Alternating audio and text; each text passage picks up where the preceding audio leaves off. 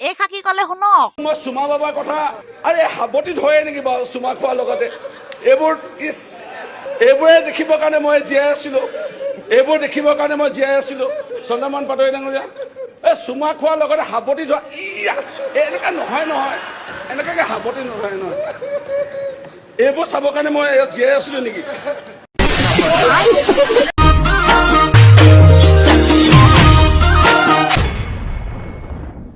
অ মামা কি হলো বাবা বিৰোধী দলৰ ডাঙৰ ডাঙৰ নেতা কেইজনে দেখোন বিজেপি দলত যোগদান কৰিলে এবাৰ বিৰোধী দলৰ স্পেচনো কোন হ'ব বিৰোধীৰ স্পেচটো অখিল গগৈয়ে ল'ব অখিল গগৈ হ'ব মামা তেওঁ বৰ জাকে তাকে চুমা তোমা খাই ফুৰে নহয় যদি চুমা বাবা তাবা কৰি নাথাকে এইবাৰটো বিৰোধী কংগ্ৰেছে হ'ব কিন্তু মোৰ যিটো পলিটিকেল এছেছমেণ্ট লাহে লাহে 2031ত বিৰোধীৰ স্পেচটো অখিল গগৈয়ে ল'ব যদি চুমা বাবা তাবা কৰি নাথাকে যদি তেওঁ চিৰিয়াছলি পলিটিক্স কৰে কাৰণ মিয়া মুছলিম মানুহখিনিক মই দেখিছোঁ যে এভিকশ্যনৰ সময়ত কংগ্ৰেছ তেওঁলোকৰ লগত থিয় নহ'ল গৌৰৱ গগৈ থিয় নহ'ল কিন্তু যিয়ে নহওক কিয় অখিল গগৈয়ে ৰিক্স লৈ তেওঁলোকৰ লগত থিয় হ'ল গতিকে আমিতো প্ৰত্যেক মাহত সাৰ্ভে কৰি থাকোঁ পালছটো লৈ থাকোঁ আমি দেখিছোঁ যে মুছলিম মানুহখিনিয়ে মোটামুটি কংগ্ৰেছতকৈ অখিলৰ প্ৰতি তেওঁলোকৰ বিশ্বাসটো বেছি আছে কিন্তু 26ত নহ'ব কাৰণ তেওঁ সংগঠন নাই বা বেকআপ নাই গতিকে মই ভাবোঁ 26ত অসমৰ মুছলিম মানুহৰ মিয়া মুছলমানৰ ভোট অসমীয়া মুছলমানৰ ভোটটো বেছি আমি পাম মিয়া মুছলমানৰ ভোট বেছি কংগ্ৰেছে পাব অখিল গগৈ এটা শ্বেয়াৰ পাব কিন্তু 2031লৈকে এইটো শিফ্ট হ'ব আৰু মই ভাবোঁ যে 31ত অখিল গগৈয়ে বেছি পাব যদি মাজত যিটো তেওঁ পাগলামি কৰি থাকে সেইটো যাতে নকৰে মামা কি হলো বাবা অখিল দা যদি 26 চনত ইলেকশ্যন জিকে তেনেহ'লে তেওঁ প্ৰথম লক্ষ্যটো কি আপুনি জানে নাই মই নাজানো নাজানে মইতো নাজানো তেওঁ যদি এবাৰ 26ত ইলেকশ্যন জিকে তেনেহ'লে বিজেপি চৰকাৰক ব্ৰহ্মপুত্ৰত দলিয়াই দিবহি মই কোৱা নাই নহয় মামা অখিল দাহে কৈ আছে প্ৰথম লক্ষ্যটো হ'ল 26ত হিমন্ত বিশ্ব শৰ্মা চৰকাৰখনক ব্ৰহ্মপুত্ৰত দলিয়াই পেলোৱা সেই মানুহজনৰ কথাটো ধৰিব নোৱাৰে ভয় খাই কয় নে কাটমাই কয় ধেমালি কৰি কয় নে চিৰিয়াছলি কয় ধৰিব নোৱাৰে 2026ত প্ৰথমতে হিমন্ত বিশ্ব শৰ্মাক হৰুৱাই লওঁ তাৰপিছত দেখা যাব 31ৰ কথা 2026ত হৰুৱাই লওঁ 2026ত হৰুৱাবৰ কাৰণে সাজু হৈছোঁ হিমন্ত বিশ্ব শৰ্মা চৰকাৰক হৰুৱাম আপোনালোকে চাই থাকিব সঁচা কৈছোঁ মই আমি 2026ত হিমন্ত বিশ্ব শৰ্মা চৰকাৰক হৰুৱাম আৰু হৰুৱাই লৈ অসমত অলপ শান্তি প্ৰতিষ্ঠা কৰি লওঁ তাৰপাছত যদি দেখোঁ যে 31ত ঠিক আছে তেতিয়াহ'লে বাৰু বেলেগ কথা তেতিয়া আমি চেষ্টা কৰিম কিন্তু প্ৰথম লক্ষ্যটো হ'ল 26ত হিমন্ত বিশ্ব শৰ্মা চৰকাৰখনক ব্ৰহ্মপুত্ৰত দলিয়াই পেলোৱা দেখিলে মামা এইবাৰ যদি 26 চনত কেনেবাকৈ যদি অখিল দা জিকি যায় তেনেহ'লে বিজেপি চৰকাৰ ব্ৰহ্মপুত্ৰৰ পানীত উপঙি থকাটো খাটাং মাৰি ঠেং ভাঙি দিম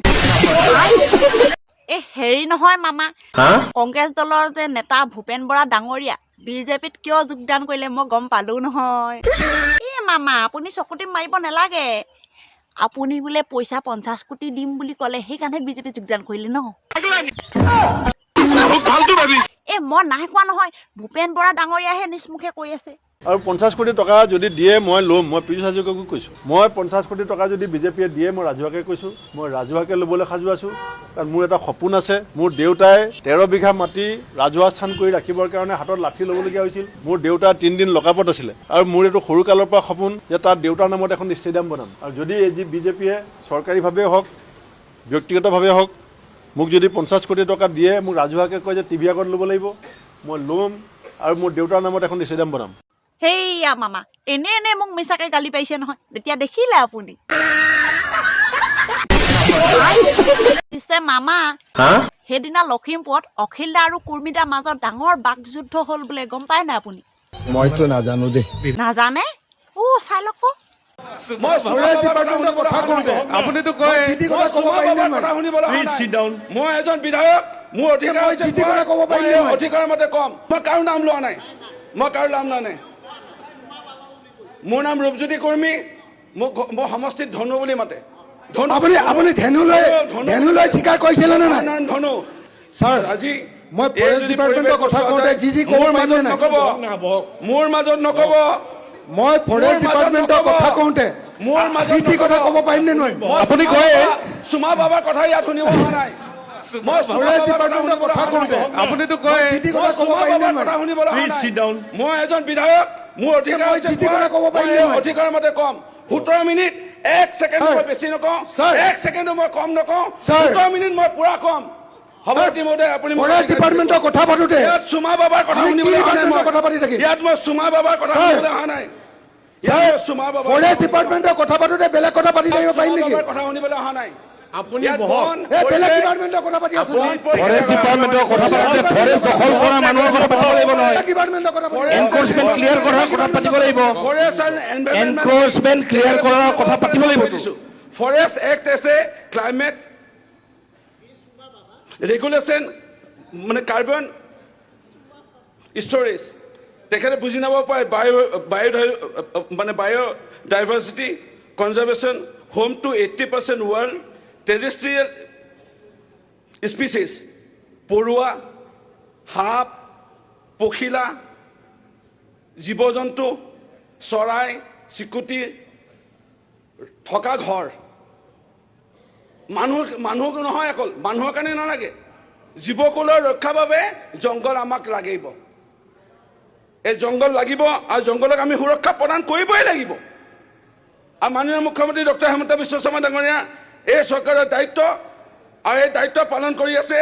আৰু ইয়াত কোনোবাই ষড়যন্ত্ৰমূলকভাৱে প্লেনিং কৰি ভুৱন পেগু ডাঙৰীয়া কৈ থকা মই ভাবিছোঁ, এতিয়া কোনোবাই প্লেনিং কৰি যে তই 4গৰাকী বিয়া পাত, 5গৰাকী বিয়া পাত, এইটো জংঘলত ৰাখ, সন্তান জন্ম দে, জংঘল ধ্বংস কৰে।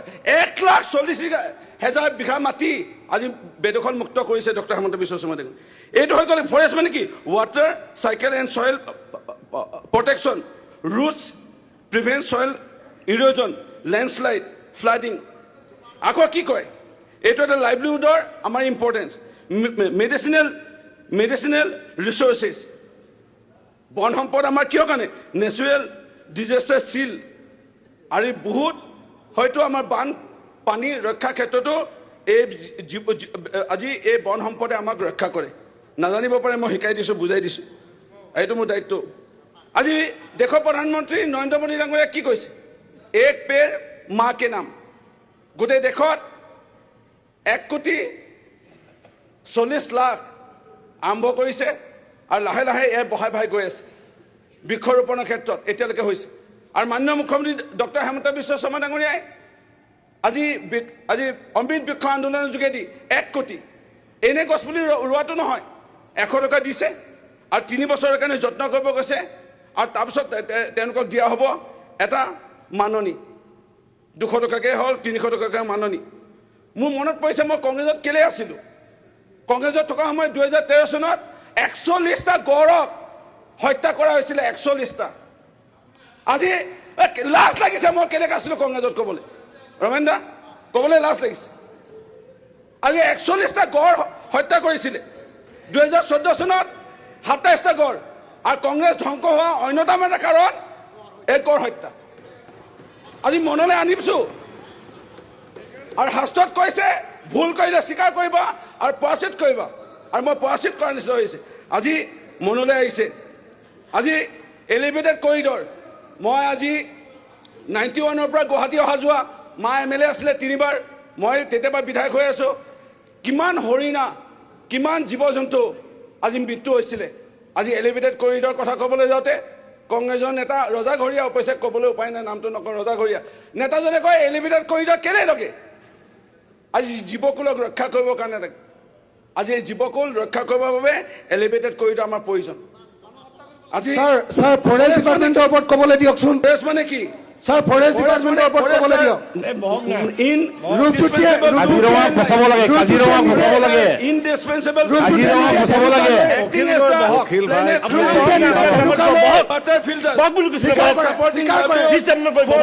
কাজিৰঙাক বচাব লাগে।